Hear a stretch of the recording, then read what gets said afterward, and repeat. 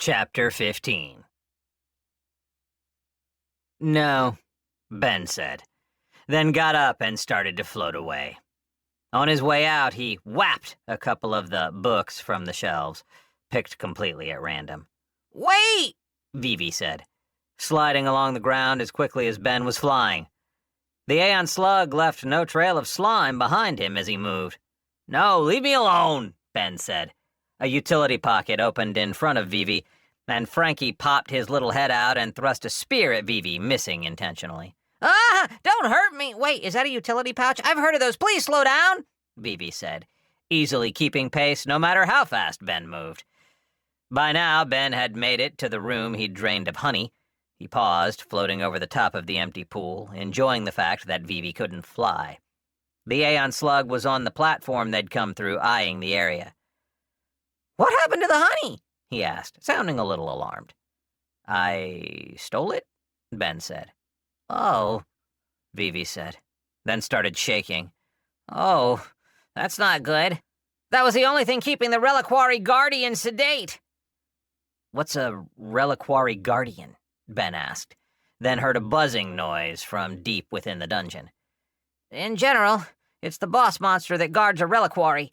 More specific to here, it's a gigantic, angry, magical wasp." Silence stretched between them. Ben half expected the monster to burst into the room. It did not. Ben started to slowly leave again, and much as he expected, Vivi called after him. Ben tuned him out, then shook his head and landed on the platform at the opposite end of the room. The space between them was a large, empty pit. Ben started shouting. "You don't need someone to deal with a bunch of fairies, you need to move!" he yelled. "That's what you need to do! Pack up your shit and get out!" "I can't just leave! I'm an Aeon slug and a Quasar-class soul!" Vivi shouted. "Oh yeah, me too!" Ben shouted back. "No, you aren't, just because a sage—" "Oh yes, I am!" "You don't understand. Only a high-grade town crystal can tell you that. You can't be a Quasar, that's as high as it goes." "Well, fuck you! I learned at Greyport 3 they had a high-grade town crystal, and they sure seemed to believe it." "Did they put me in a little bubble?" "Yes, they did!" Ben practically screamed, feeling the pent-up fury he'd been prepared to dump into a boss fight just bounce around his body as fury. "Oh, well, hey! You're a Quasar, too! That's rare even among Aeon slugs. Congratulations! You know then why I can't just move. It's too dangerous. I'm too valuable, and I'm not strong enough to defend myself yet. That's why I'm in this dungeon, Ben. To grow and get stronger." "Oh!" Ben's voice had reached a higher pitch than he would be comfortable admitting to a pretty girl at a bar. "And another thing! What the fuck was the point of this fucking dungeon? I'm only in here because I'm the prince who owns this entire tree. Why the hell are you here?" "Oh, you're a prince, too? A Quasar-souled prince? Well, excuse me, Mr. Special, or should I say, Your Grace," Vivi shouted back. And Ben got the distinct feeling he wasn't used to ever being the least unique creature in the room. Ben felt something in his mind click. "Yes! You may address me as Your Grace, or Your Majesty, or Prince Ben, and I accept your fealty," he said, and got the feeling that the next time he took a rest he was going to gain a new level. "Oh," Vivi said, his eyes rolling about for a second like he was reading something. "Oh, shoot," he swore. "You really were a prince. No, I take it back. I didn't mean it. Release me immediately." "No," Ben said, feeling smug, royal, and like he needed a better crown. "Drat! Darn it, and... You slimy trickster!" Vivi shouted, and Ben shrugged. "Saves me the trouble of getting you off my tree and out of my kingdom," Ben said, then frowned when he saw the Aeon slug get a sly look in its large, spherical eyes. Of course, Your Majesty, Prince Ben," Vivi said, then accelerated forward and crossed the empty pit between them faster than Ben felt comfortable watching happen. "Your kingdom, yes? It's this whole tree?" Ben said, knowing exactly where this was going and not liking it one bit. "Why, I imagine you have to go to Strangetown and deal with the problem. You're a prince. You won't be able to even sleep until your claimed territory is secure, or at least until you are on the path to securing it." Ben hadn't thought of that. "So," Vivi continued, "I don't really need to offer you anything, do I? You'll do it for free, one way or another." "Come on! Don't strong-arm me like this," Ben said, looking at the smug slug. "You're my first subject. Just take it easy, man." "I'm just a lowly Aeon slug, and I need your protection," he said, his eye stalks doing a sort of vertical sine wave wiggle that was absolutely hilarious, but to Ben it was infuriatingly disrespectful. "Oh yeah? I'll do it! I'll take care of Strangetown, and you'll give me the quest, and I'm seizing this entire dungeon and all its contents to fund my new kingdom. Annex!" Ben's crown started to grow warm. Then it started to burn against his skin. It should have been painful, but it was not. Instead, it was the sensation of burning without pain. The area around them started to shake, and suddenly Ben had a sense of his surroundings. Inside of his utility pocket, the locks snapped off on the chests. "That's my house," Vivi said, sounding highly offended. Give it back!" "No, you give it back," Ben responded, even though it didn't make much sense, then continued, "Where's a fucking treasure, Vivi? Where's the reliquary? Because you and me, we're going there. And we're going to kill the giant wasp or whatever, and then I'm going to claim the relic, and then I'm going to ride into Strangetown on your back and call you my horsey." "Make me!" Vivi shouted back, ready for a fight. "Nay!" Ben whinnied like a horse. "Fine, guess what? You're conscripted." The skill appeared as though it had been created in that exact moment. Ben felt the system update and notify him, but ignored it.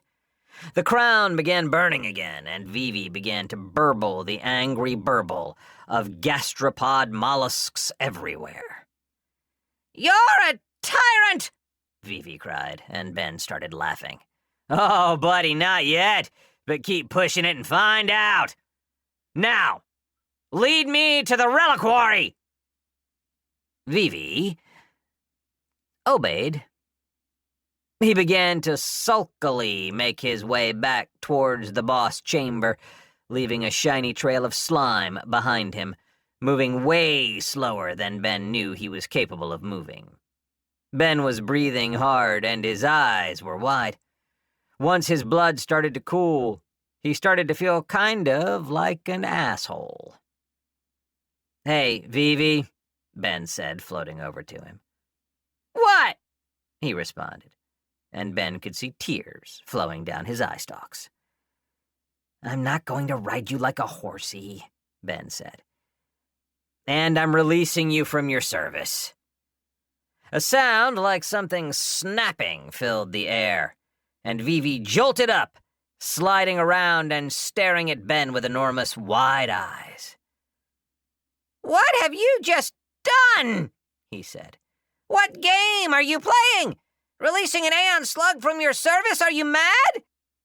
"It's really not a big deal," Ben said, frowning, having not expected this reaction. "Why?"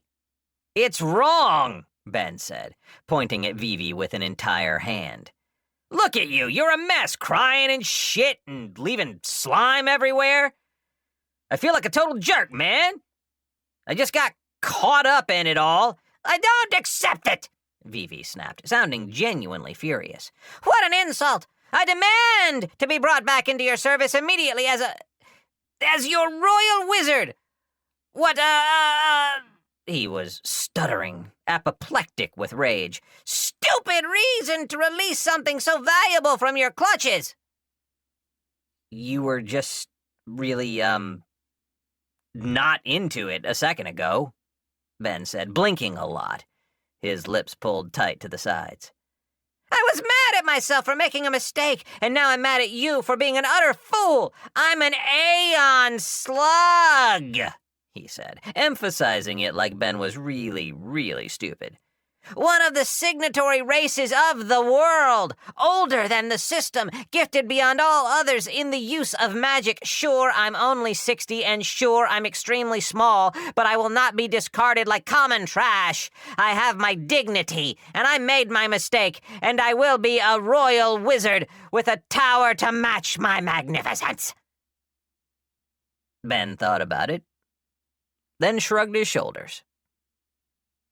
Okay. But first, I want to try something. Ben was still naked, but he was sitting behind something that approximated a desk, while Vivi was sitting on something that approximated a chair for intelligent magical slugs. In front of Ben was a sheet of paper, on which were written 6 questions. When Ben had explained what he wanted from Vivi before he would make his decision about whether to make the Aeon Slug his royal wizard, Vivi had laughed with extreme confidence. All I want, Ben had said, is to ask you a few questions to see if you're qualified for the position. I'm ready to begin, Vivi announced, and Ben looked at him with something approaching pity, because Ben was about to administer a peculiar and particular kind of hell on the poor creature. Ben was going to put him through a job interview. All right, Vivi, I'm going to interview you for the position of Royal Wizard, Ben said, then grabbed his sheet of paper and silently read the question before putting the paper back down and looking the Aeon Slug directly in the eye, staring right into his pupil. First question. Why should I hire you, and what makes you a good candidate for this position? I'm an Aeon Slug, Vivi said, sounding smug and honestly believing he had answered the question. Oh. Ben let the silence stretch until he saw Vivi start to visibly lose some of his confidence. Then he continued. And? Ben said, raising his eyebrows, nodding his head in encouragement, and smiling. The most hostile move an interviewer could legally make in the United States of America. Possibly even China. I'm an Aeon Slug, Vivi said, without much confidence. And I'm good at magic? Oh, okay, Ben said, then felt a sort of poke inside his brain, the part that dealt with his utility pocket. Ben understood immediately, and on the desk next to him, a utility pocket opened up and Frankie plopped out. He assumed a seated position next to Ben and began to radiate an aura of general dissatisfaction with Vivi's existence. So, you said you're good at magic. Would you care to elaborate on that? Ben asked.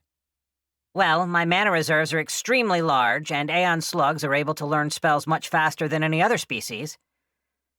Aeon Slugs, or you? Please be specific, Ben said, and Frankie started nodding as if to say, yes, please go on. Oh, yes, I'm also able to learn spells very quickly. So, your qualifications for this position are that you are an Aeon Slug and that Aeon Slugs are very good at magic? It doesn't really sound that impressive when you put it like that, Vivi defended himself. You were the one who put it like that, Ben said, then looked down at his paper. Okay, question 2. That was only question 1? Vivi asked, sounding alarmed. Follow-up questions are to be expected in any interview. Tell me about a time you made a mistake, and how did you fix it? A mistake? Vivi said, his voice an octave higher than usual, then returning to normal. Oh, why? What did they tell you I did? Ben gave Vivi a level look. Question 3, he said, and Vivi immediately interjected. Wait, I haven't answered question 2 yet! I got the answer I needed, thank you, Ben said, completely bullshitting his way through this, but nonetheless absolutely nailing the facial expression that says, oh, I know all about your mistake. Question 3. Ben said, his voice abruptly returning to a chipper professional tone. Vivi startled from the change. Tell me about a time you had to take charge of a situation or lead a group. What happened? Did you learn anything? What were people's reactions, and how did you handle all that? Well, I learned that I'm a terrible summoner, Vivi said, apparently assuming that Ben really did know all about his mistake. What did people think, you ask? Well, you can bet I'm not living out deep in the over-cavern forest because people thought well of it. Oh, I see, Ben said, doing that thing where no matter how bad an answer was, the interviewer just kept nodding their head and acting like nothing was wrong, but making it very clear there was something wrong. I told them I didn't want to do it, but they told me every good Aeon slug worth his weight in salt had done it before they turned 50, so they roped me into it, and there we were, 5 of us, standing in front of a portal to the beyond, and we're about to fish out a damn greater wish spell when we hooked something else, he said, his eyes growing distant. Impossible. It couldn't come over. It was impossible, after all, but it touched them and made them impossible as well. None of us knew they could reach over like that and just blank you out of existence. I wasn't fast enough at closing the portal. I just wasn't fast enough.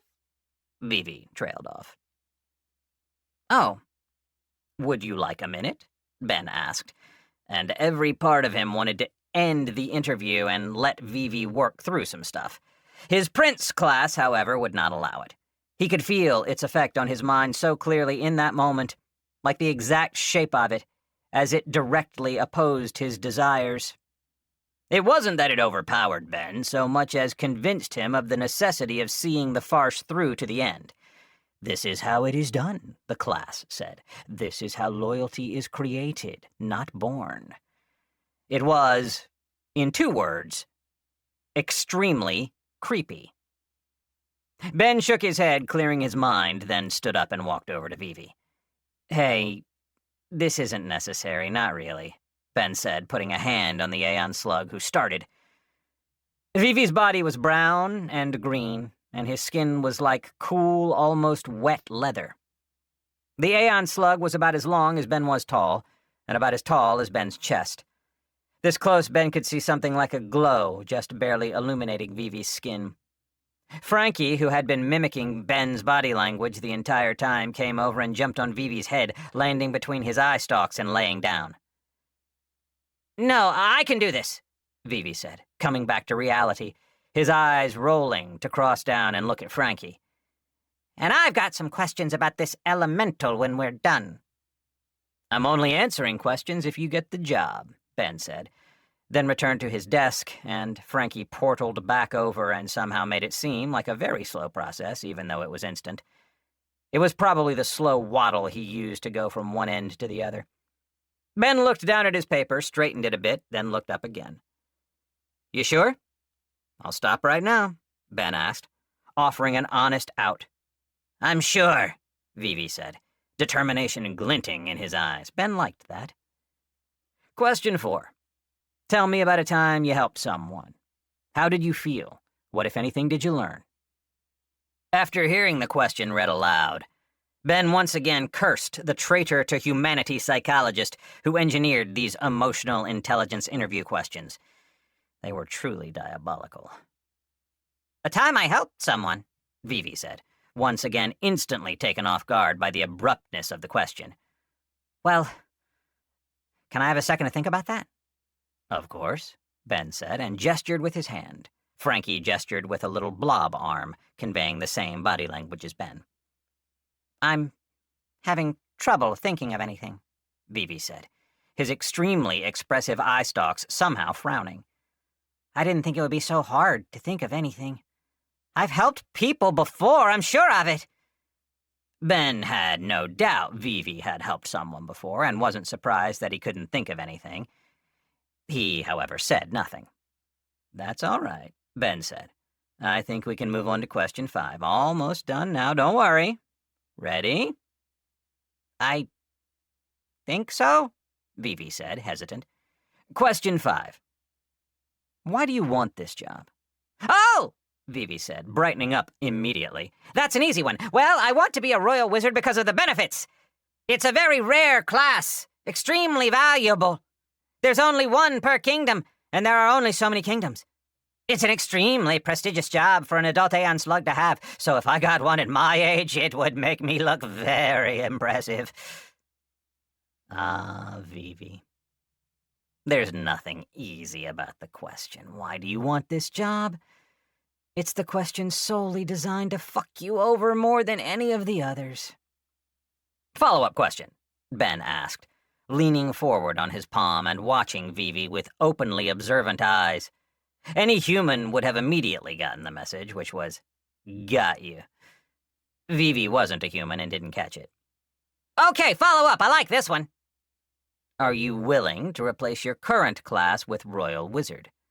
I don't even have a class, Vivi said. So I'd be more than happy to take it.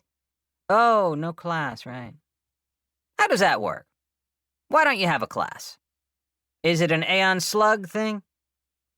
Well, we don't really talk about it, Vivi said, apparently willing to share a secret to improve his chances of getting the job. But we are a signatory race, you know, and there are benefits to that. Go on, Ben said, pumping Vivi for critical life-saving information about his new dangerous world.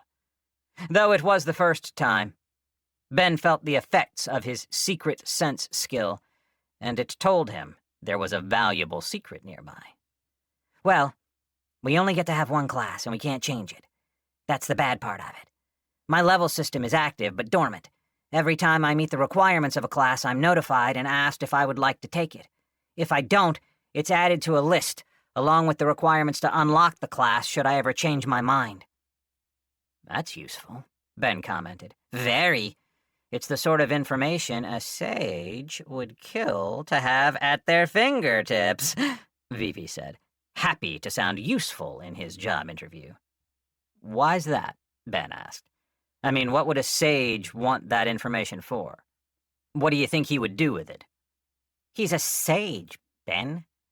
With a good town crystal and the knowledge I've got in my head, he'd be a strategic asset of any town. He'd even be qualified to be a royal sage, though I might be being boastful.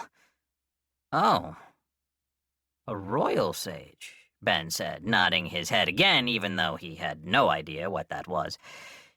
Do you really think what you know would make them qualified for that position? Qualified? If he became a royal sage with what I know, he'd be able to increase the power of their nation substantially. He'd be able to train skills, teach classes, issue system quests and their subsequent rewards. He'd be able to initiate system events across the entire kingdom with what I taught him. Oh yeah, that's a really important position, Ben said. Just curious, have many Aeon slugs ever been royal sages? Or are they primarily royal wizards? Well, who wouldn't want to be a royal sage? Vivi said, laughing. But there are only 7 positions in the entire world. 1 per city crystal, you understand, and they're all spoken for and have successors. So it's not a matter of choice that we're royal wizards, more that the owners of the city crystals all insist one of their own race holds the position. They aren't nearly so picky about royal wizards, and Aeon slugs are always a popular choice for that. Oh, thank you. You mentioned that you were storing class data from when you didn't pick a class you were offered, so what happens when you pick a class? We get an upgraded version of it, a Class Plus.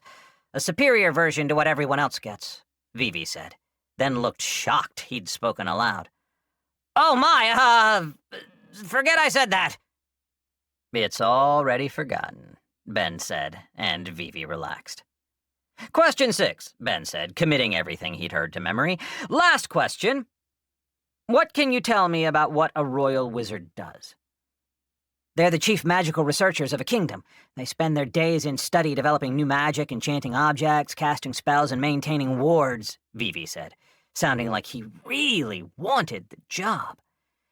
Ben knew, right then, what a royal wizard was, because he'd worked for the government long enough to know it when he saw it.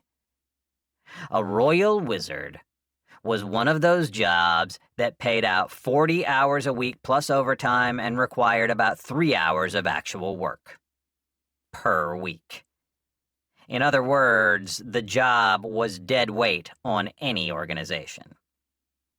"This concludes our interview," Ben said, having gotten much more information than he had realized was possible by using actual interview questions he'd had to answer to get his old job. "Oh, good," Vivi said, and he sagged and relaxed. "Before we go, do you have any questions for me?" "Oh, yeah. How did I do? Did I get the job?" "Oh, yeah," Ben said, giving a thumbs up. "You did fine. Good job." It was the worst interview Ben had ever seen. "So, did I get the job?" Vivi asked, excited and nervous. No. "Oh," Vivi said, sounding really, really depressed about it. "The interview didn't go that well, did it?" "Well, I've seen worse," Ben lied, "but it wasn't exactly the best. There's good news, though, so don't be too hard on yourself." "Really? What's that?" Vivi asked, perking up a little bit. "I think there's another job I'd like to offer you. It's contingent on a couple of things, and you'll have to work a little, but I think you've got what it takes," Ben said, looking at Vivi with conviction in his eyes. "What is it?" he asked, clearly interested. "I'd like you to help me turn Strange Town into a city. And then help me take control of that city and its city crystal. Then—" "No," Vivi said, eyes going very wide. "I'd like to make you my royal sage." "Vivi, do you accept?" "Yes!" Vivi screamed, his whole body starting to wiggle and ripple in excitement. After things calmed down, Vivi swore a real oath of fealty to Prince Ben, and meant every word of it. True loyalty had been born. Not created. "You have advanced to level 5. Skill lost, conscripted. Skill gained, sense emotion. You have advanced to level 6. Skill gained, benevolence. You have advanced to level 7. Skill advancement. The prince has no clothes, has grown more powerful. Skill gained, magnificent raiment. Royal instinct, geography." Side chapter. In Strange Town, something was happening. Something any fairy would recognize on sight. Something they'd tried and tried to keep from happening. Something inevitable. They were preparing to swarm, to split up and leave it all behind. Someone had almost died, almost been murdered. Two fairies going about their business at breakneck high speeds seemed to collide with one another on a daily basis. At first it had been funny, but as it went on and on, they each started to wonder, is he doing it on purpose? The stress of it, along with the stress of Strange Town clearly being a failure, built and built, day after day, year after year, until one day, one of them snapped. He'd pinned the other one down and started punching as though he were trying to kill a monster. Only the quick thinking of bystanders had been enough to save a life and prevent the shame of having produced a murder. Fairies had killed one another, of course they had. But it was ritualized combat with rules and expectations of both parties. They never just looked at someone and killed them out in the open. But it had almost happened. It had almost happened. And the strangers, the name the residents of Strange Town had given themselves as a joke, knew it was a sign that they could not succeed. They had been the best of the fairies, come from all over the Overcavan Forestand, from even further beyond that. Fairies of every elemental alignment following a rumor, a dream, that there was a place for ones like them. A place for fairies who wanted names and lives apart from the villages, a place to become someone, a city to call their own, and all the benefits it brought along with it. All for naught. There were tens of thousands of them gathered, each one a unique individual with their own name, gathered at the top of the trees, above the forest, gathered in the sunlight, weeping and wailing openly. The two, the would-be murderer and his would-be victim, were sobbing most of all of anyone else. The two of them embraced and went their separate ways, and a swarm followed each of them.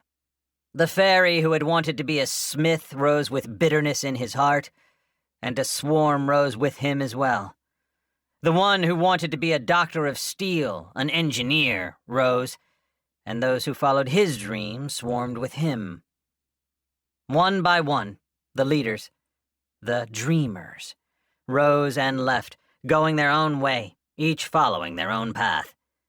They knew they would lose their class the moment they slept, and mourned its loss. Finally, only one was left, the old forest fairy, who had been called Ghost Ears, on account of how his ears had been cut off by the evil ghosts that infested parts of the forest. He sat among the haphazard collection of structures, the broken pile of hopes and dreams, and he did not weep. He simply sat and stared with blank eyes.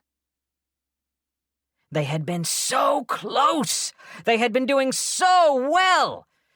Then they'd failed right at the end, and it all fell apart. Now everyone was gone, and with them the dream of their city died. Ghost Ears sat staring. He was tall for a fairy, and handsome and strong. His ears had been long and pointed, magnificent before he'd lost them. His hair was blonde, approaching white, and it ran down his back long and straight. True elf fairy. That's what the system had named him, as when he'd touched a town crystal for the first time, and he'd never met another like him. He'd thought, he felt, but he'd been wrong. He started to chuckle, lost in his memories, alone in the wreckage of his dreams.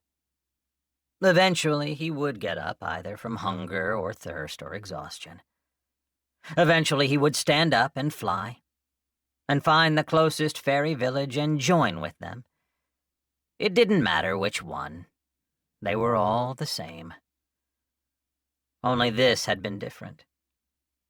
And only now did he realize he was wrong, and they had been right. "This burns," he said, clenching a fist so tightly it hurt. "They'll never let me forget. They'll hold this over me for the rest of my days." That they were right! He spat the word, his spine bent low over his crossed legs, his entire face clenched. That those irresponsible, careless idiots were right! It wasn't the worst part about everything that had happened, but it was the part he dreaded the most. Feeling the mocking laughter, the false words of sympathy, the open mockery, the endless pranks, and worst of all, they would still expect him to be the village chief. Still expect him to take care of them all. No. The worst part was that he would take care of them, without complaint, because that was the best he could do. Just make one single fairy village prosper and grow. With the addition of the omnivore skill, that job couldn't possibly be any easier, so perhaps the worst part wasn't that he would, but that it would be too easy. He would spend the rest of his days in a lazy haze, solving one small, insignificant problem after the next, never really accomplishing anything with his life, just like every other village chief. He'd been born with a unique racial gift, dream, and some nights when he slept, he saw things. Impossible things. Things that were real, then gone when he awoke. He thought himself mad. And nobody had ever heard of the skill before, but over his life he came to appreciate it as interesting.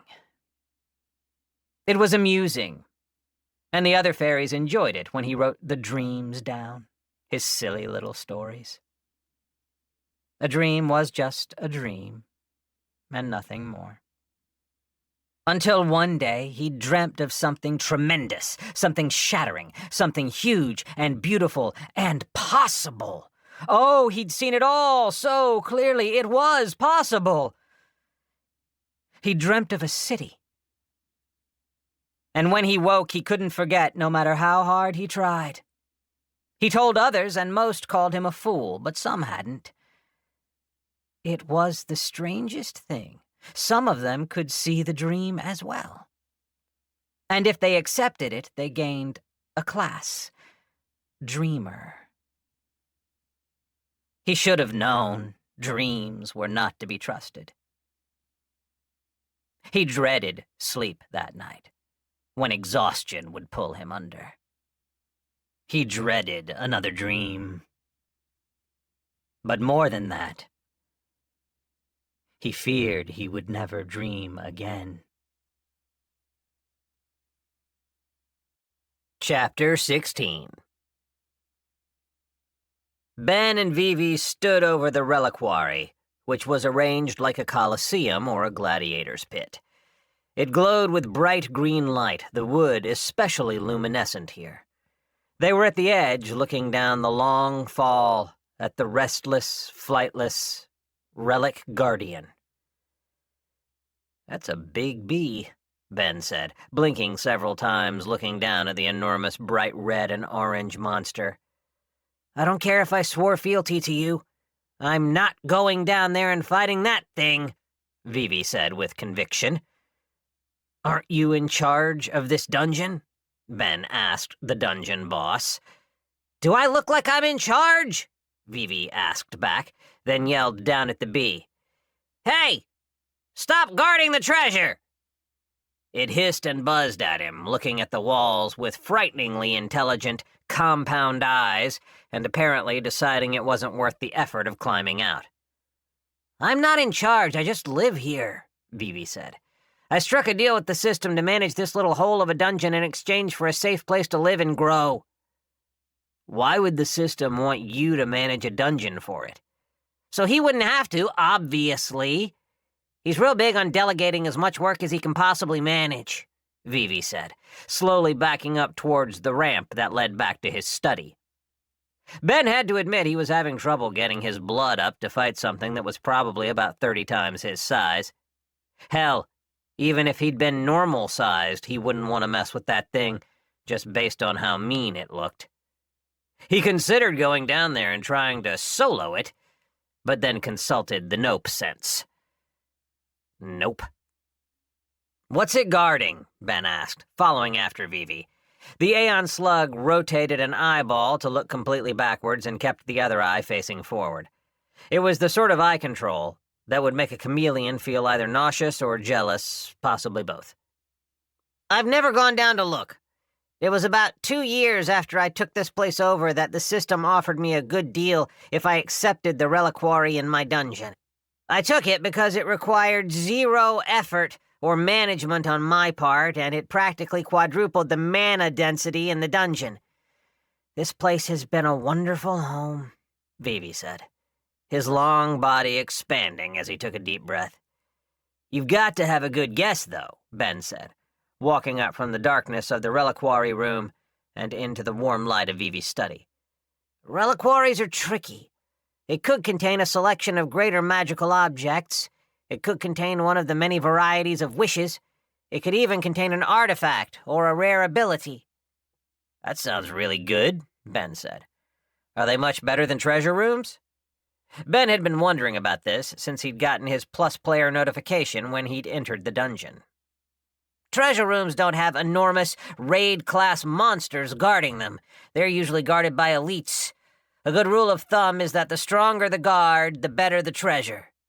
"That seems obvious," Ben said, then sat down on the pillow Vivi had gotten out for him. "You would be surprised," Vivi commented, and Ben didn't pursue it. Ben looked over his shoulder, looking down at the pit. He might be able to survive. He might be able to sneak down there and simply steal the relic. He might be able to kill the proportionally gigantic bee, or sedate it with honey, or die.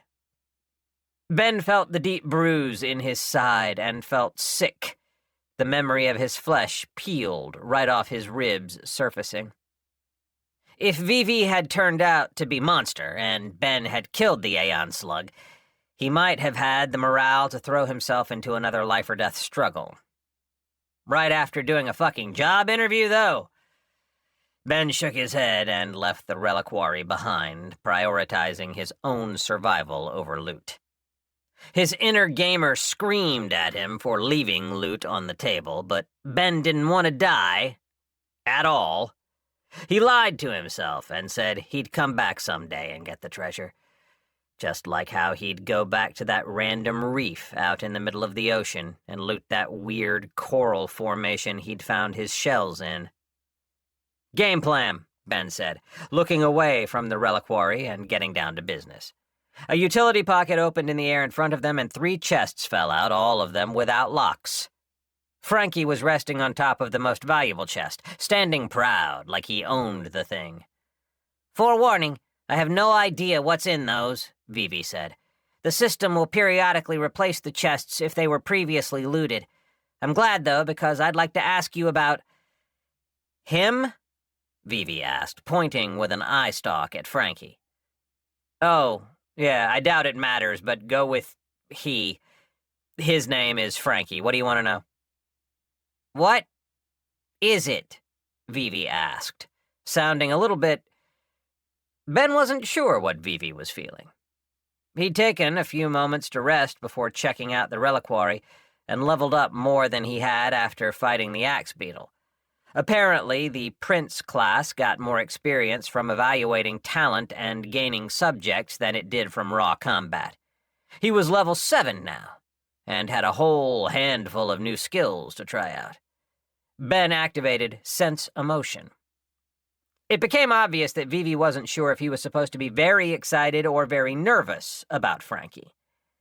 Ben ended the skill because it was an enormous mana hog, far worse than his utility pocket. "Ben?" Vivi asked. "Hello?" "Sorry, I was a little spaced out there. I used a perk lottery ticket," Ben said, and Vivi groaned. "Those are dangerous," Vivi complained. "Do not use another one until you have a sage nearby. They can seriously skew those things in your favor, or at least keep you from ending up with something truly horrifying." "Trust me, I know. My options for the last one were a legendary perk called Worm Blood and an extremely common perk, Create Minor Elemental. Guess which one I picked?" "Well, you aren't writhing around in horror, so I imagine you picked your only real option. Wormblood is an insanely powerful regenerative ability, possibly the most powerful. Nobody has ever made it work. Even demons can't handle it." "What about something like Mind Horror?" Ben asked, mostly to test how much Vivi knew. "Oh, any demon would be pleased to get that one. Not many could handle it. The horror is cruel to its host, but it is a powerful ability. There have been so many petitions to the system to remove the demonic perks from the lottery and make a separate system, but they've all been flatly refused." "Are you telling me that came from Create Minor Elemental? Because if so, that's insane. That perk is famously useless. The requirements of an elemental that weak are an absurd time sink, and they're so fragile it's practically a joke." "Well, Frankie is a utility pocket elemental, and he lives in my utility pocket, so I'm pretty sure he's going to be all right," Ben said. "I think so, yes. What made you pick the utility pocket as opposed to, say, the ever-piercing eye?" "It just spoke to me. The eye seemed more geared towards someone who could min-max like crazy," Ben said. "You know all about the plus perks?" "Naturally," Vivi said, settling down on his fancy slug couch, telekinetically opened a cabinet and floated out a hookah. "Aeon slugs are one of the 3 signatory races of the world. We were the native races that lived here before the system arrived, back when this place was called the Plane of Endless Wild Magic." Vivi paused, and a flame appeared over the coal on top of the hookah, which sparked as it lit, and one of the arms gently floated over to Vivi's mouth. He took a puff and exhaled sweet-smelling smoke. "He wanted to purchase it from us outright, the entire plane, that is, but settled for an indefinite lease. The agreement we signed gave us a massive advantage over all others in the world, and one of those advantages was access to information about the rules that would normally be hidden. The New Game Plus system was part of that, and is a popular subject of discussion among the signatory races." "What are the other two? Signatory races, I mean," Ben asked. "The Enelim and the Sunlets," Vivi said, blowing out another cloud of smoke, then offering Ben an arm of the hookah. Ben looked at it, then looked at Vivi, and felt something like the ghost of the professional adult he'd been only days ago rise up. "Vivi, I think it's time I went over some professional expectations I have of you and anyone working for me. Tell me, do you have a clock?" Vivi was not happy. He did not enjoy the idea of work hours. He was not, in general, a very disciplined being, and found the idea of being sober and focused for 8 hours minimum every day offensive. Indeed, the general rules of professionalism, which Ben had repeatedly assured Vivi was not pronounced professionalism, were simply tyrannical. "Tyrant," Vivi said under his breath, clearing out a room he'd used for storage to create a workspace, which Ben had again assured him wasn't pronounced workspace. "We need a space to work in that you've never gotten high in before, Vivi. Your lounge isn't going to promote a productive attitude, and besides, you're finally starting to sober up a bit," Ben said, closing his eyes and trying to remember everything he was going to need. "I know, it's horrible," Vivi muttered, but continued working.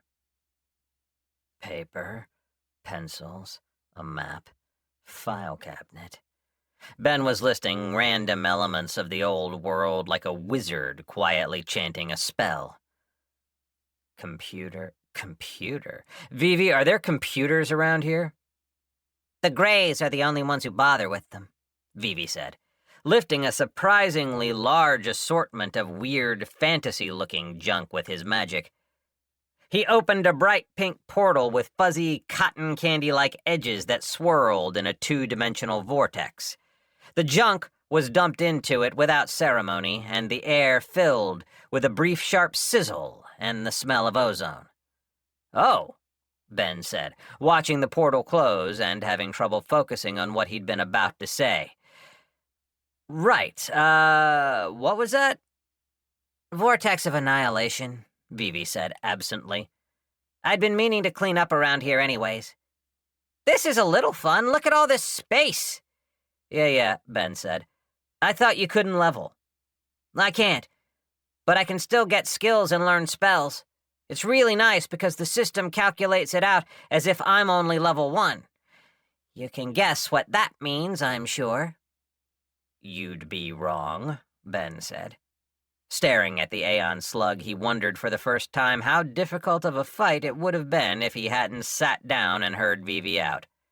"Oh, well, it's simple. At lower levels, it's easier to turn regular actions into free skills. A warrior might get Power Strike when he reaches level 3, but if he were smart, he'd try and earn as many common skills as he could before he leveled. That way, when the system generates new skills on his level up, he's more likely to get something rare or unusual. At a minimum, his common skill will advance in power, which is always nice." "Well, how many skills do you have?" Ben asked. "Lots. Before I was exiled," Vivi said carefully, looking to Ben for his reaction, then continued.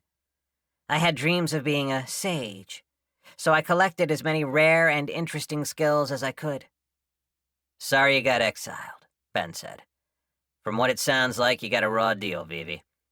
What happened to the others, the ones who pressured you into it?" Obliterated, Vivi said. It's hard to lecture someone who's been probabilistically rendered impossible. Vivi sighed. My punishment was well warranted. The system set up the world and all its rules, concentrating all the magic of an entire plane to safely do what we were attempting. We're fortunate we only hooked an impossible. We could have brought an inevitable into the world. Ben got goosebumps. Something about the way Vivi said it made him extremely nervous. Yes, I bet you're unfamiliar with the term, but you can guess, can't you? The beyond is the great ocean of chaos that is beyond all reality. It exists at the bottom and the top and all the sides of reality. Beyond the furthest past, farther than the farthest future, the furthest point outside and the center of everything. Everything which is possible, impossible, and inevitable can be found there. And with some skill, it can be hooked, fished out, and dragged into reality. We actually did have the greater wish, and if I'd kept the portal open, I couldn't have saved them. There's no wish that can make the impossible possible, and there's no wish that can stop inevitability. What would have happened if you'd gotten an inevitable? Vivi shuddered. It would have crossed over, Ben. Then it would have existed. Gone outside of time to the beginning of all things and rewritten reality to ensure its existence everywhere, forever. It would have come into conflict with the other inevitables. I'm lucky. We're all lucky. That sounds really big. The system messes with the beyond, that's what you said? That all of this exists so he can do it safely? Just what the hell is it, the system, I mean? The system? That's easy, Ben. He's the greatest wizard in existence. I've heard he's got a palace with absolute wishes set into the walls like torches, with inevitables as servants and guards, filled with treasure that should be impossible. Sometimes a young Aeon slug or Enelim or Sunlit will ask, "Why did we give up so much power? Why don't we try and take it all back?" Do you know what the system does? What? He lets them gaze upon the infinite fortress from a distance for as long as they like. Did you do that? No, Vivi said, practically hissing the word. No, I don't want to see it. They come back changed, frightened, and all they will say is that the 3 signatory races were extremely wise to have cut a deal. Silence followed after that. So, what did you want a computer for? Vivi asked, apparently not bothered by everything he'd just been talking about. I just wanted to see if I could get a spreadsheet or a word processor, Ben said. When he'd said the word computer, he thought he'd stumbled onto something amazing, like he would revolutionize the world with humanity's genius, its greatest invention. Now it just sounded really stupid and lame. Okay, sure, I could probably get one imported, Vivi said, then looked at the cleared room with critical eyes. You said you wanted a big work table right in the center of the room? Ben and Vivi finished creating their temporary workspace, and when Ben looked at it, he felt a comforting wave of the familiar come over him. No computers, but they didn't really need them, Ben realized. The work table was a rectangle. Ben and Vivi were seated on opposite ends of the long sides of it. Ben pushed over a handwritten sheet of paper. The words were in black ink. Your handwriting is atrocious, Vivi said absently, his large eyes scanning down the memo absurdly fast. That's why I wanted a computer and a printer, Ben countered, then continued. Those are just the ideas I have off the top of my head, but here's the main point. Strangetown has a couple of major issues that plague potential cities everywhere. Traffic, infrastructure, utilities, and civil disorder.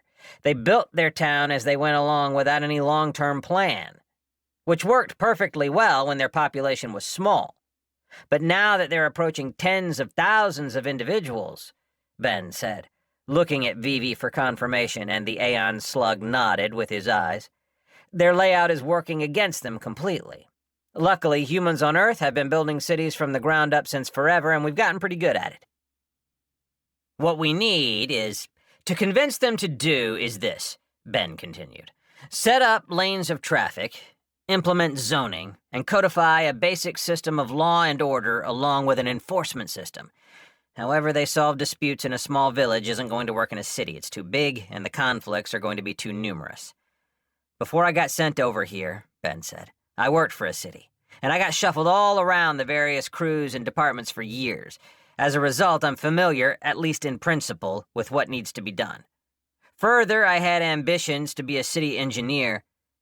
Do you mean a city engineer? Vivi interrupted. No, shut up, Ben said. We didn't have that sort of thing on Earth. Really? As far as I can tell, everybody had that sort of thing. Every time a new world gets integrated, they don't seem surprised. They lose their classes and levels when they come here, but they had something like it on their planet. Well, lucky them we didn't. We're fortunate with Strangetown. They're already almost a city. They have the population and the skilled labor a city needs, as well as a basic framework that can be improved. Ben's eyes took on a greedy, royal glint. Vivi, we're going to be able to walk right in and take over. From what I've gathered, a city crystal is incredibly powerful, rare, and we're going to have one in our clutches by the end of the month. I know what to do, and with you at my side, we're going to make it happen. You know, Vivi said, his eye stalks wiggling a bit with excitement. I think you're right, Ben. These proposals make a lot of sense, he said, indicating the papers Ben had given him. And they won't be that hard to implement. Plus, you're a fairy subtype, so they'll actually listen to you if you start making some sense. And, he said, sounding self-important, who wouldn't listen to a prince with an Aeon slug working for him? Ben and Vivi shared a look, the kind of look two college graduates shared in a garage at their parents' house as they looked at the plan.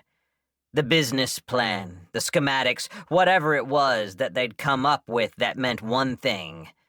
They were going to be rich, and all they had to do was do it. The look they shared was one of naked, raw ambition. I'm getting goosebumps, Vivi, Ben said, rubbing his arms.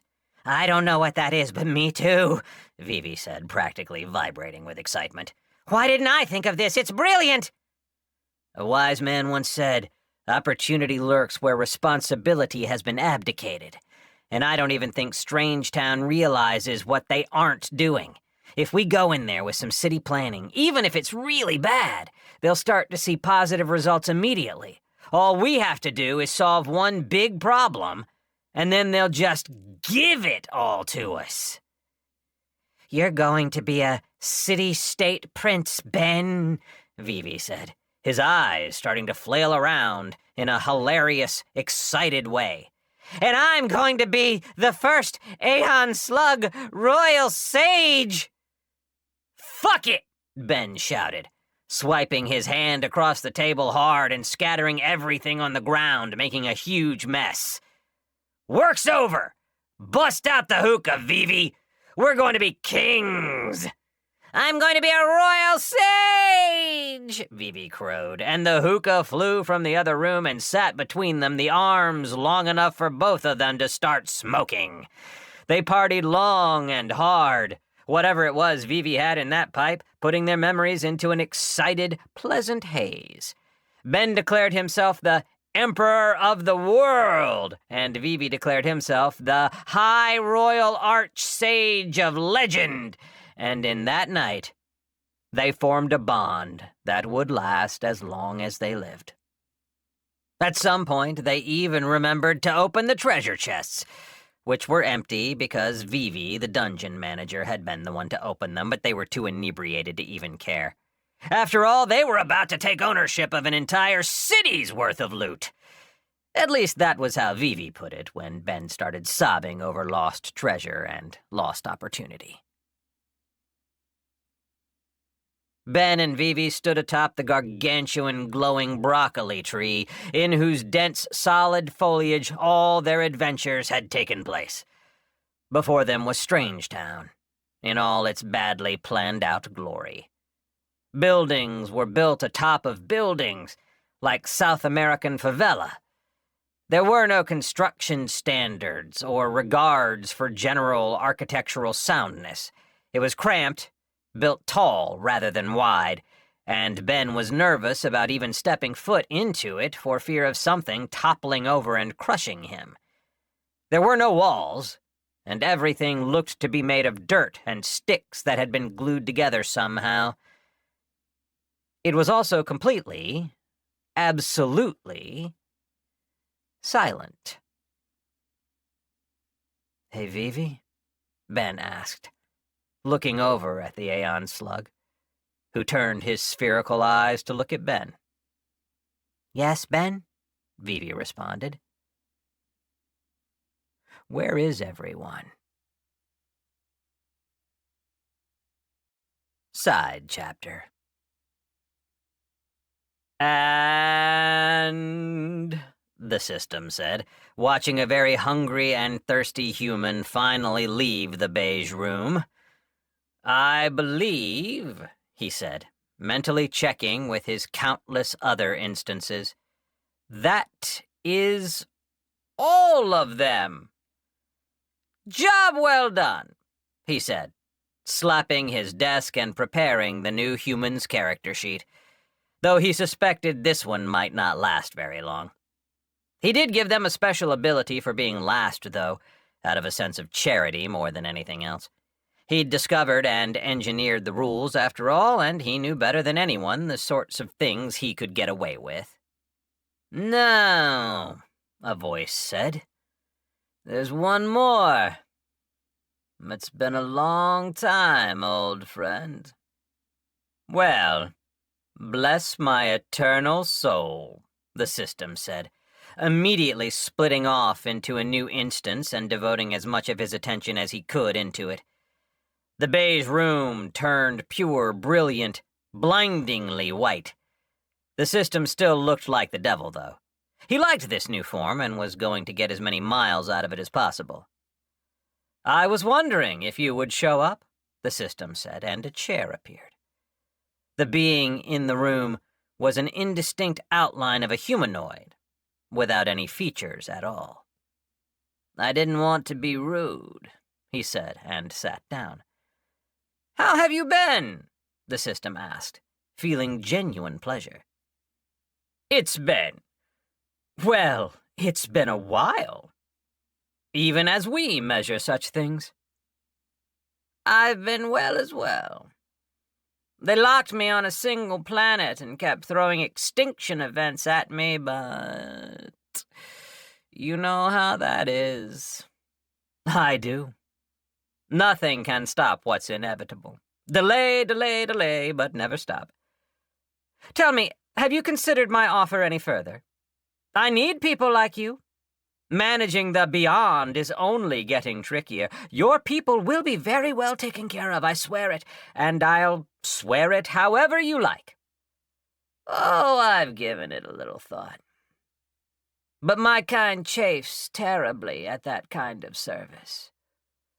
You'd live to regret it, and I wouldn't do that to you. No, I'm here to play the game." "Really?" the system said, his red, slitted eyes going wide, and suddenly a huge amount of paperwork appeared on the desk. He seemed to be in a bit of a tizzy. "Oh,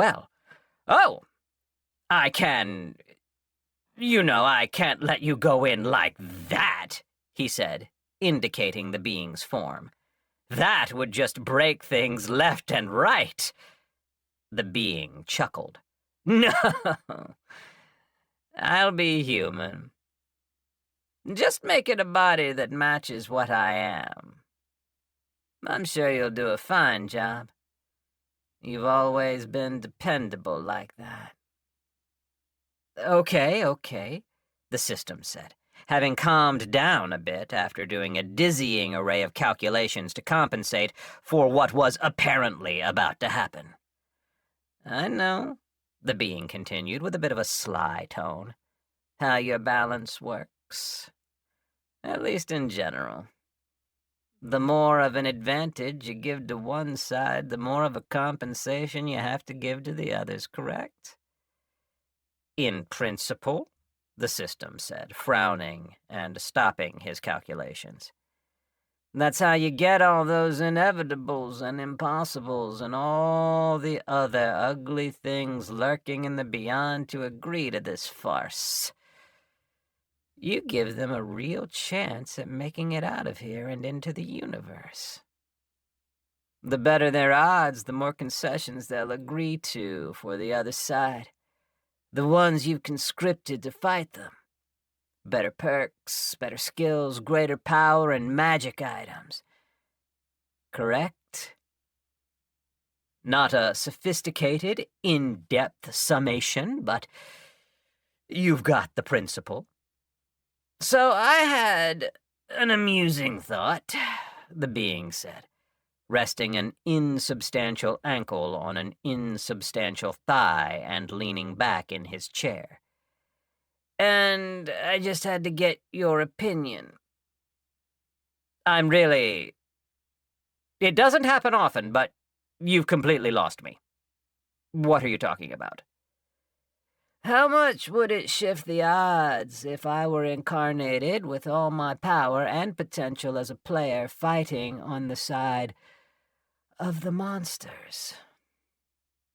The system felt his red, thick, demonic skin prickle with goosebumps. It would, he said, nervously shuffling paperwork. It would shift them substantially. His voice was thin and a little high. But you wouldn't want to do that. You wouldn't even know who you were. You'd just wake up as a... Oh, the being said, chuckling heartily.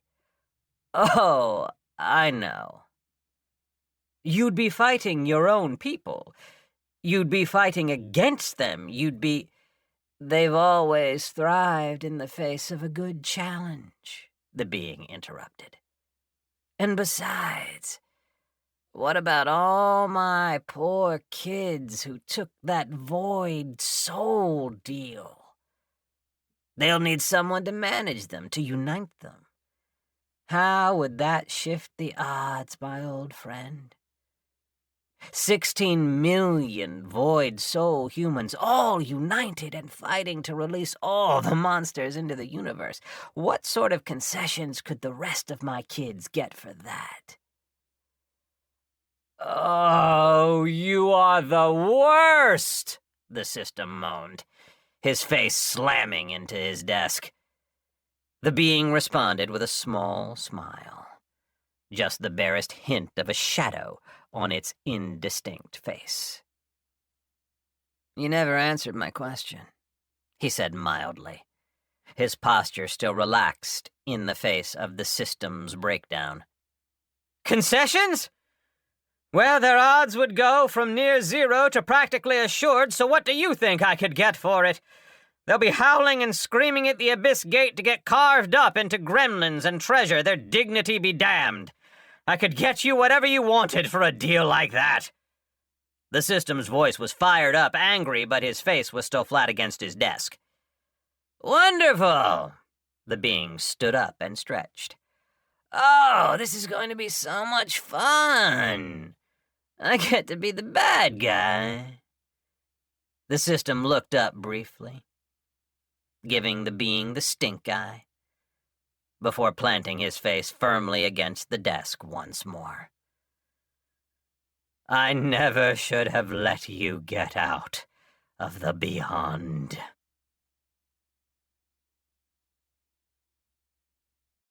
This is the end of The Prince Has No Pants, Book 1 of Ben's Damn Adventure, but the story continues with Book 2.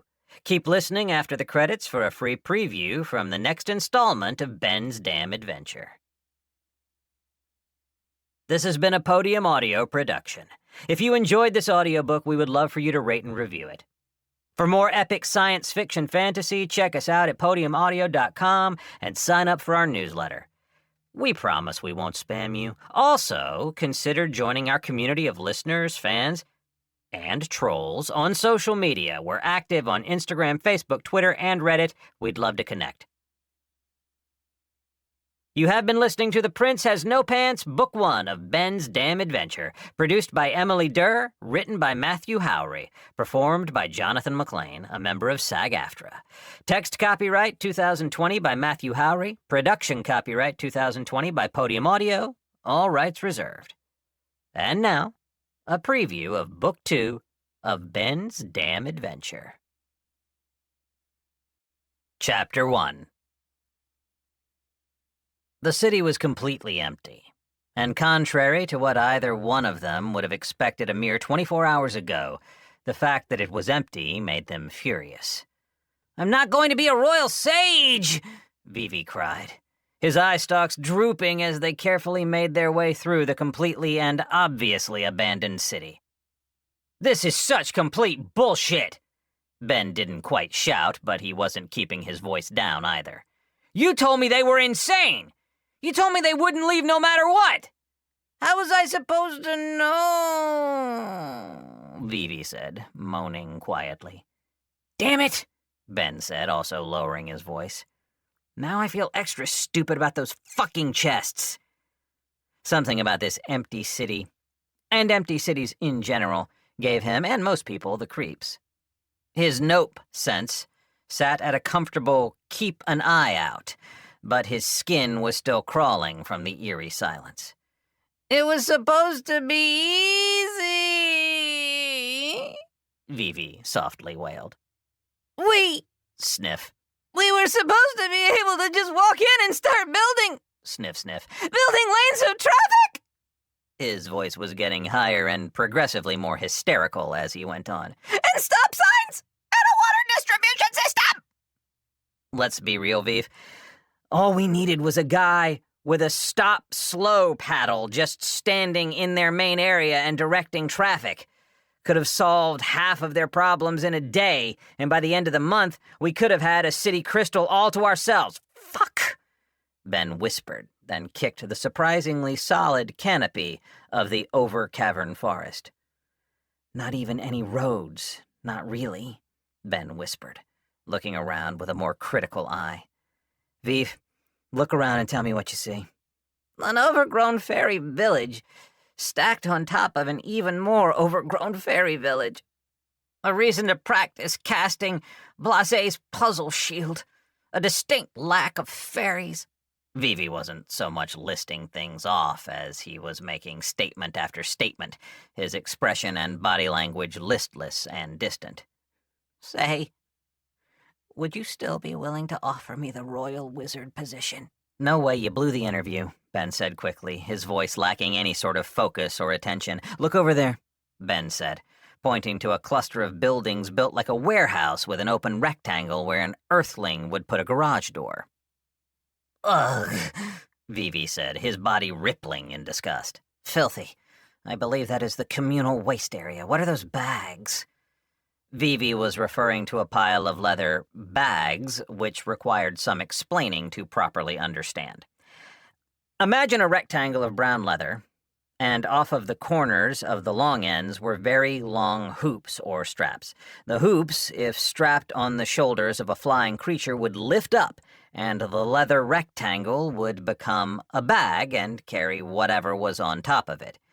It looked a bit like what a fictional stork would carry a fictional baby in, if a nervous and abnormally prudish parent was confronted with the "where do babies come from" question and had to come up with an answer on the fly.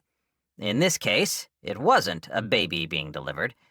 It was fairy shit. "Wow," Ben said, a deep frown on his face. Vivi was laughing nervously, and Ben's mind noted crude wheelbarrows and badly made shovels, likely for loading the bags. Is this normal for a fairy village? No, Vivi said, pointing with an eye stalk.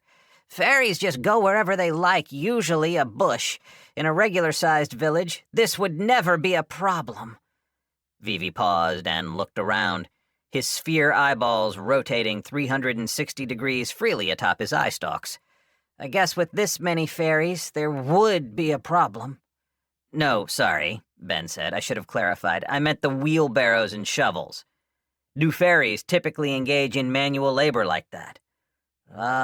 No, Vivi said, then gave Ben a knowing look. Fairies don't work if they can play, and they can always play. They leave all that to the village chief. He handles everything. Ben said, then continued searching around for more details. The remains of a smithy, with more flight bags nearby, holding what Vivi referred to as very poor iron ore. Directly next to the smithy was an open-air workshop with various little crystals sitting on tables, mostly quartz. He noted the attempts that had been made at cutting and polishing them.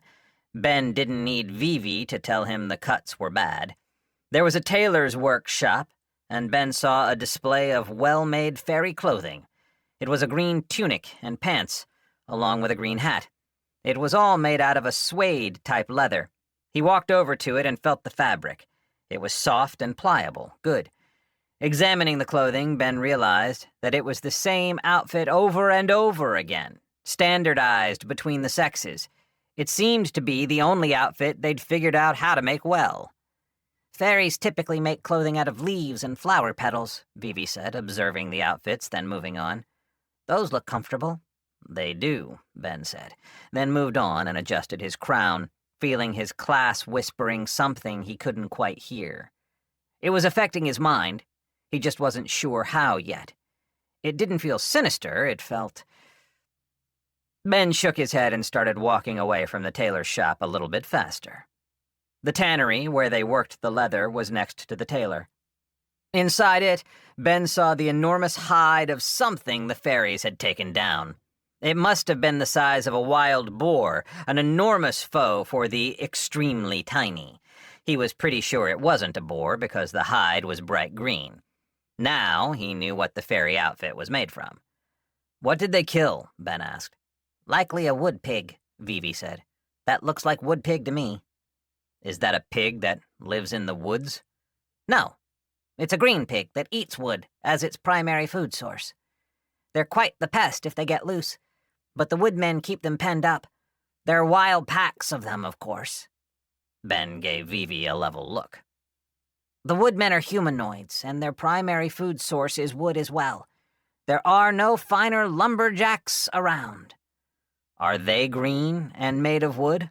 Also, are the wood pigs made of wood as well? The short answers are yes and yes. They're quite dexterous and very tough. Impossible to burn, they're too wet. Ben said, then continued his tour, seeing more of the same, until he was standing in front of the communal toilet once again. Is there a reason? Vivi asked, squinting and looking away from the disgusting sight. It all seemed to make him terribly uncomfortable. Ben didn't answer. He just stared at the flight bags and imagined what it would be like to do that job. He didn't have to imagine very hard. He'd been a janitor for like a year in a library in a city infested with the homeless. He knew his way around shit. He'd been a laborer, too, and he was no stranger to what he was looking at. Ben shook his head, a very small motion, and gently blasted some air from his nose. There was no way it didn't stink, and every time the guy holding it looked down, he'd see it. It was a wet and heavy load, too, making for a hard, exhausting flight. Ben's shoulders winced in sympathetic pain, imagining the straps digging into him. By the end of a shift of that, there wasn't a chance the guy wouldn't be dirty. Day in and day out for at least a decade. 10 years of that shit. They wanted this so bad. They wanted this so bad. When Ben spoke aloud, the Prince class spoke in his mind, as though they had come to the realization at the same time. Vivi didn't say anything, but his eyes lowered, then widened as he saw what Ben was seeing, and squinted a bit in shame. They believed in this so much, Ben said, looking at the obvious, dogged struggle it was to survive out here in such great numbers. Why? I would have quit after 3 months of this, but they just kept going and going. Were they insane? Did they just not notice? What could possibly be worth the struggle? They had to know they were failing. They had to know, Ben said, his face troubled. Sit and think, his class suggested, and Ben sat. He felt more guidance and began to activate his skills. Secret sense emotion. He even activated annex, not to claim the area, but to feel it. Nobody remained who had a claim on this place, on this tree. Nobody but him. Between his skills, his class, and his desire to know, something revealed itself to him. He felt it flicker on the edge of his perception, the answer. The dream. Ben reached out and touched it, and he beheld the city. For a long moment he saw it and understood. Saw that it was possible. That it was something inside of them, a dream inside of everyone. Ben reached out further and saw deeper into the dream than even the dreamer, and saw just a glimpse of what lay beyond even the city. Ben glimpsed the kingdom. High above them, unnoticed because Ben had yet to gain the skill look up every once in a while, a true elf fairy gently stood atop a high building watching the intruders. When they'd first walked into Strange Town, he thought they might be looking to immigrate, a thought which sent a fresh wave of grief through him because of course fairies would still be seeking this place out. What was he going to do about that? What would he tell them? Then he'd heard them speaking. First, he wanted to laugh. Then he was shocked. After that, he grew angry, and after that, very angry. He'd never, in fact, been more angry in his entire life. The way they talked, the casual way they walked, the smug certainty that they could have done it all better. Any other day, it would have merely made him mad. Today, so close to the day it had all fallen apart, while he was so fresh in his mourning, he would not stand for it. Instead, he watched with a stony expression as they toured the corpse of his city, like maggots crawling, looking for a good place to eat their way in. He waited patiently for them to begin looting, intending to wait till they were completely overburdened before he struck. Nothing had been stolen. Ghost Ears would have allowed for the one with the crown to take an outfit from the store, but he didn't seem interested in putting anything on. Ghost Ears had frowned at that, some part of his brain realizing the man was completely naked but unable to form an opinion about it. All he could notice, really, was that the man wore a badly made crown very well. Some skill, he thought, and a very strange one. They'd gone back to the community toilet, and the man had stared at it for a while before the most unlikely thing happened. The man sat down, reached out, and touched the dream. Even more unlikely than that, he was moved by it. Possibly even more than Ghost Ears had been when he'd originally dreamed it. "Vivi," the man said, and Ghost Ears turned his head, directing the holes his ears had once covered towards the strangers, not wanting to miss a word. "We're leaving." "Where are we going, Ben?" That was the man's name, Ben. "We're going to scout. We're looking for a river. That's the most important thing. Preferably a river close to a mountain, somewhere with good soil. Somewhere naturally protected by hard terrain, but easy to travel around inside the borders. Somewhere we can get everything we need, and positioned well enough to trade for what we can't get, and what's important for valuable land? What haven't I named yet?" "High mana density?" Vivi said, putting forth real effort to follow along Ben's line of thought. "Yes, high mana density. A dungeon, possibly?" "Why?" Because, Vive, we're leaving this place. We're going to find some good land, and we're going to make this work. We're going to build that city, you and me, and whoever else we can find. I swear it by my crown and by my title as a prince, we are going to build this city. There's an entire people out here, hard-working people willing to carry shit in bags for miles to keep the land around them from being polluted. My people, my kingdom. My subjects. We're going to build this dream, Vivi. And you're not going to be a fucking royal wizard. You're going to be the first damn Aeon Slug royal sage in the history of your people! Ghost Ears felt something like a wave of heat pass over everything. The man's crown was shimmering, as though it were metal straight out of the furnace. It was something deeper than that, though. Something felt by the being rather than the body. The heat of passion. The fire of his soul.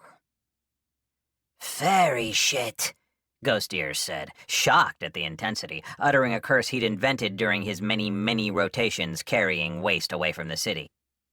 "He's got to be an Inferno grade, no? Solar? He couldn't be a quasar, could he?" Ghost Ears didn't know, but he knew. "Fairy shit," he whispered again.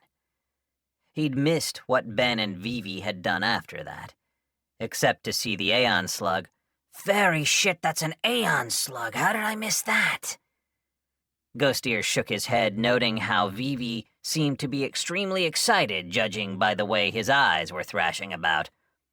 The duo started looking for a place to spend the night, and Ghost Ears looked over the wreckage of his city.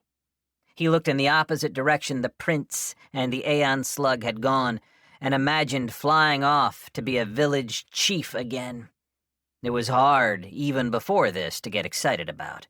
Now, he felt something tugging on his soul, something bright and fiery, something that called him and washed away his mourning.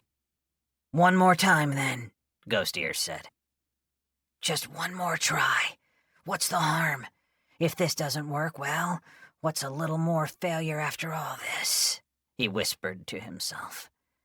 Then began to stealthily follow after Ben and Vivi. It was night, and the orderly uniform stars of the world made for a bland and uninteresting sight. Still, Ben stared at them out the open window of the fairy-sized apartment he and Vivi were squatting in.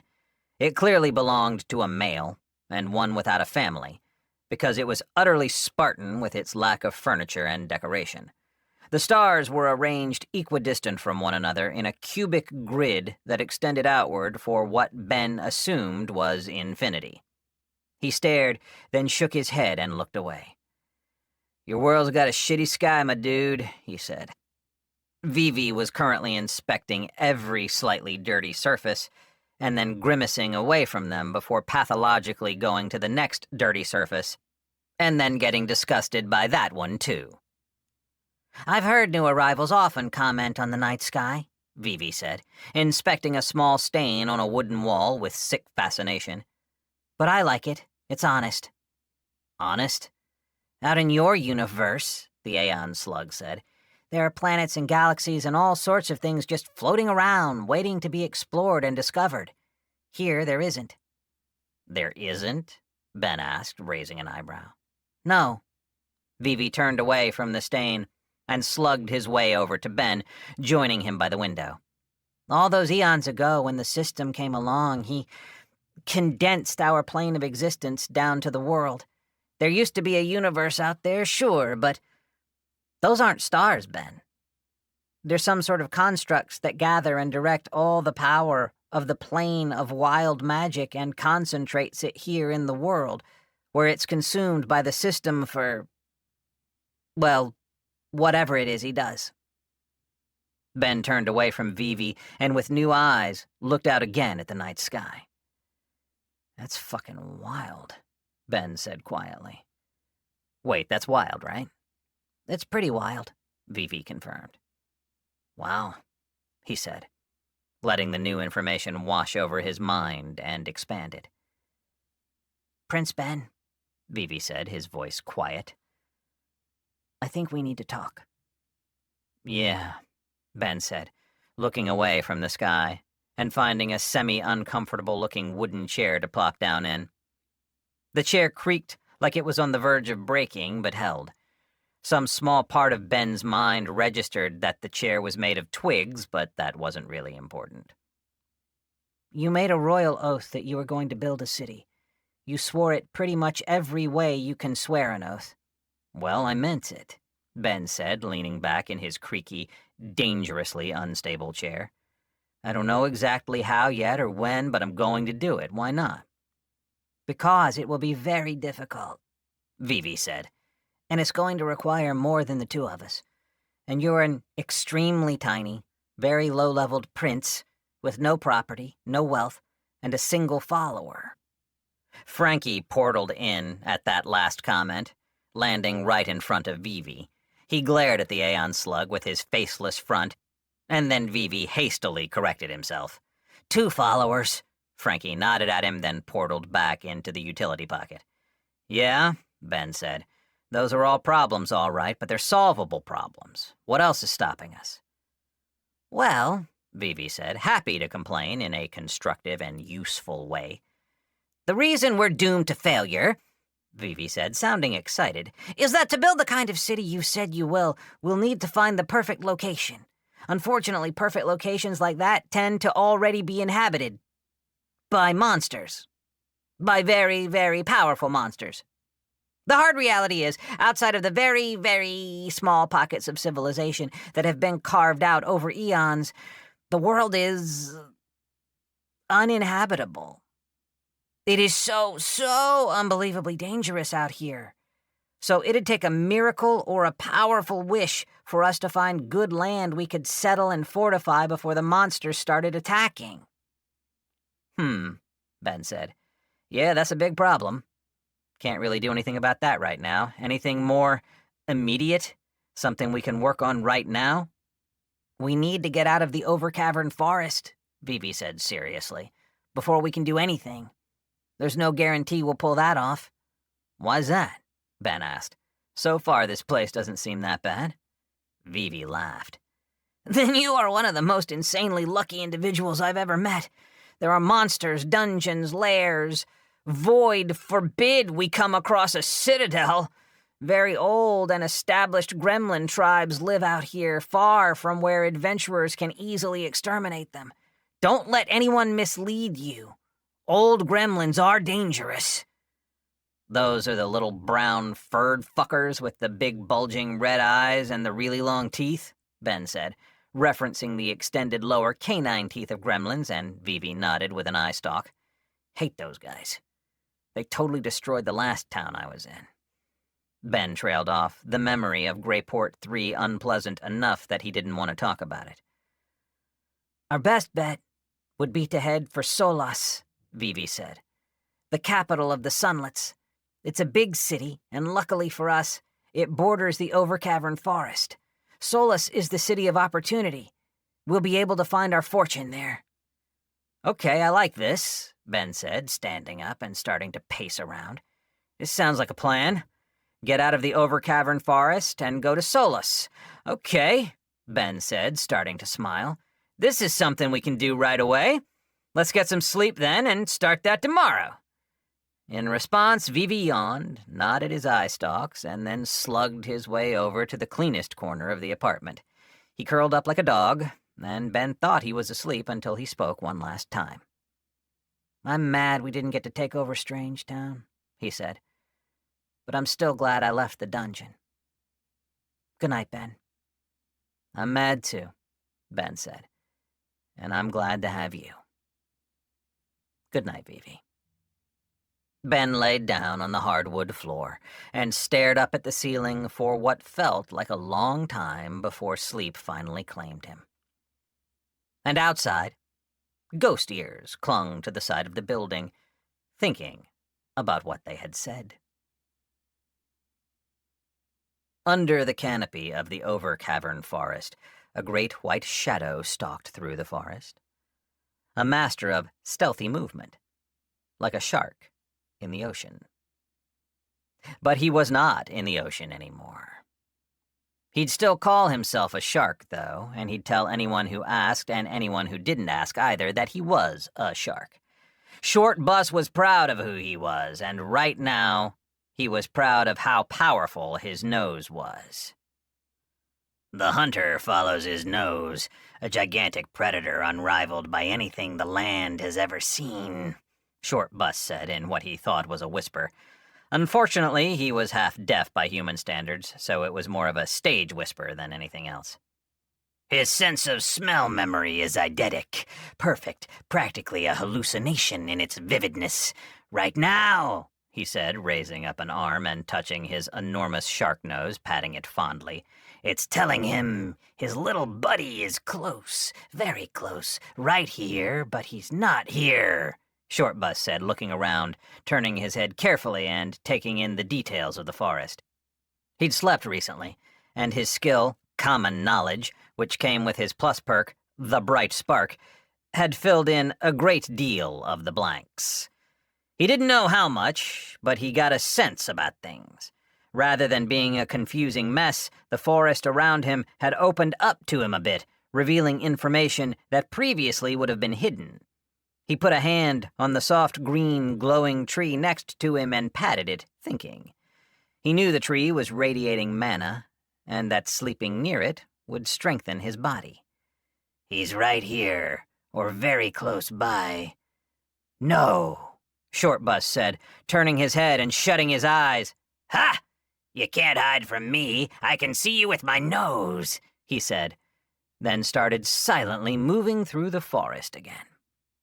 Silent, except for his loud, external monologue. Chapter 2. Greyport 3 was destroyed, completely wiped out by the attack of a violet dungeon core created by the apocalypse. All of its defenders, every living creature, dead and absorbed by the roaming dungeon. It wasn't, however, just the defenders who had been killed, but the attackers as well. Gremlins, a whole army of them, had been called and given power by the destruction of the town crystal. Most of the old tribe's army, to be exact. Now, the thing to understand about gremlins was that they could, and did, in theory, work with one another. They were perfectly capable of forming tribes and alliances between tribes, but such allies were more in the vein of keep your enemies closer than kumbaya. The old tribe was led by the eldest gremlin, so named because he was the oldest gremlin in the Overcavern Forest by far. Gremlins were blessed with the very common gift of immortality, which was a cheap commodity in the world. Not that it did them or anyone else much good, but there you go. So it was that the eldest gremlin remembered the last time humans had been in the world, because he'd been there. He'd seen it all already. The vast oceans of time meant nothing to him. His mind was that of a very powerful, very incomprehensible being from the beyond, from one of the bad parts. He remembered what humans were like, and more importantly, he remembered the sorts of strange and wonderful things humans brought with them. The animals, the plants, the fungi. The eldest gremlin took a deep breath in through his nose and exhaled it with a shudder of excitement. He snapped his fingers, and several of his useless, ignorant, evil children rushed to do his bidding. They would gleefully die for his amusement. And sometimes he busied himself with the admittedly enjoyable act of reproduction just to make them. That wasn't important right now. The eldest gremlin, without speaking, had his easily produced and highly replaceable children gather him some paper and writing utensils. He spent 10 very fast minutes producing drawings of several kinds of mushrooms and plants, along with notes on each of them to aid in identification, as well as the environments the human plants liked to grow in. He sent them out completely confident they would find what he asked them to. If they didn't, then he would dispose of them and send another batch out to complete the task. He gathered several of his more useful children and sent them to fetch the other elder gremlins of the Overcavern Forest. They ran as fast as they could towards their goal, and the eldest gremlin shook his head. He had gremlins build him a great fire and placed a black cauldron over it. Then, without ceremony, remorse, or hesitation, he set up a quick and dirty altar for a soul gem extraction ritual and began sacrificing his children. They were restrained by their brothers and sisters, screaming as they died, and their bodies transformed into small blue rocks with the consistency and appearance of a bar of soap. Useless. Dim souls, but they would have to do. He gathered up a bag of lives, of souls of his dead offspring, and tossed it into the cauldron, watching carefully as the gems melted into a goo that refused to boil. The eldest gremlin looked at the pitiful amount of liquid, then at the enormous size of the cauldron, and sighed. The summoner's brew, which only he knew the secret of making, required so many souls to make properly. At least souls of the quality he had access to. A few radiant souls, now that would be interesting. A quasar? Please. Where would he get one of those? He sent off a second set of messengers who carried a new message. Bring sacrifices. As many as you can.